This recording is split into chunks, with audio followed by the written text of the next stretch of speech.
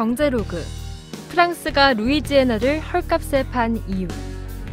미국 3대 대통령 토머스 제퍼슨은 당시 프랑스령 루이지애나를 매입함으로써 미국 영토 확장에 큰 공을 세웠는데요. 이 사건으로 미국 영토는 하루아침에 2배로 늘어났습니다. 그것도 1제곱킬로미터당 겨우 $7의 헐값으로 매입했죠. 그렇다면 프랑스는 광활한 루이지애나를 왜 팔았는지가 궁금한데요. 흔히 그 이유로 나폴레옹이 전 유럽을 전쟁으로 몰고 가는 상황에서 자금이 필요했고, 또한 북미 식민지까지 관리할 여유가 없었기 때문이라고 합니다. 사실 또 다른 이유는 프랑스가 이미 그 땅을 쓸모없는 황무지로 인식한 데 있습니다. 길이 6,000km의 미시시피강과 맞닿은 루이지애나는 프랑스에게 왜 그렇게 여겨졌을까요? 역사를 더 거슬러 18세기 초 유럽은 금이나 은이 주화로 사용되던 시대입니다. 금속이 부족하면 더 이상 화폐 발행이 안 됐죠.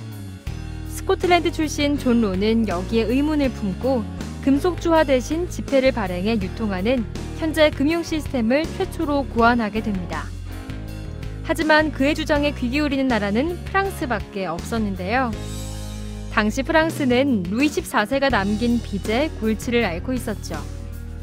잦은 전쟁과 왕실의 사치, 관리들의 부패로 국가 채무가 연간 총수입의 20배에 달했습니다.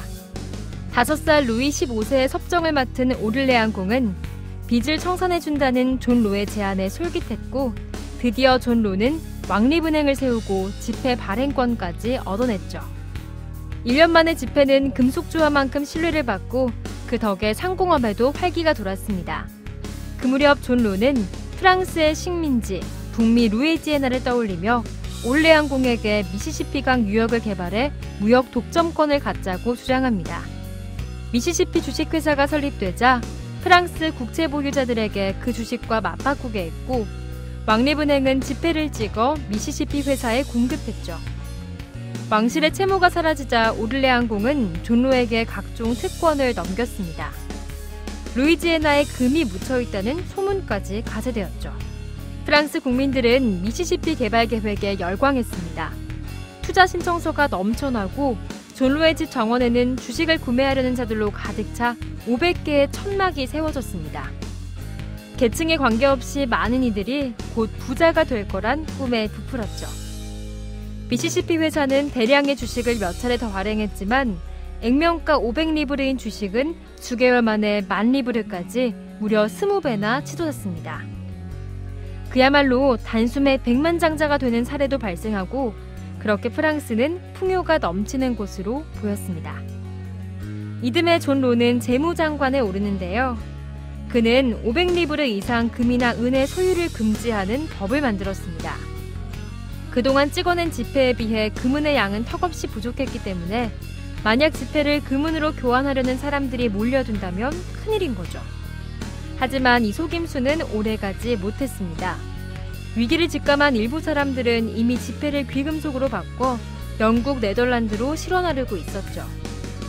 통화량이 3배로 늘자 정부는 인플레이션을 해결하고자 지폐의 가치를 50% 절하했는데요. 결국 미시시피 주가가 곤두박질치고 대중이 더 이상 지폐를 신뢰하지 않으면서 지폐를 주화로 바꾸려는 사람들로 은행 앞은 아수라장이 되었습니다. 결정적으로 루이지애나는 아무런 개발도 전망도 없는 그 상태로 머물고 있었죠. 이 미시시피 버블 사건은 근대의 3대 버블 중 하나로 불리는데요. 존 로가 해외로 도피하면서 그 사건은 일단락을 맺지만 그 파장이 워낙 커서 프랑스는 이후 150년이나 주식회사 설립을 제한했고 70년 뒤 프랑스 혁명을 촉발시킨 배경이 되었죠. 그래서 프랑스는 미시시피를 포함한 루이지애나를 막대한 손해만 남긴 땅으로 여겼고, 나폴레옹이 그 큰 땅을 팔아넘길 때에도 큰 저항이 없었던 거죠. 덕분에 미국은 현재 국토의 3분의 1을 운 좋게 획득했고, 미시시피강 유역은 비옥한 농업지대를 만들면서 미국 발전 초기 상공업 도시 교통의 요충지가 되었습니다. 시장경제의 중심, 자유기업원.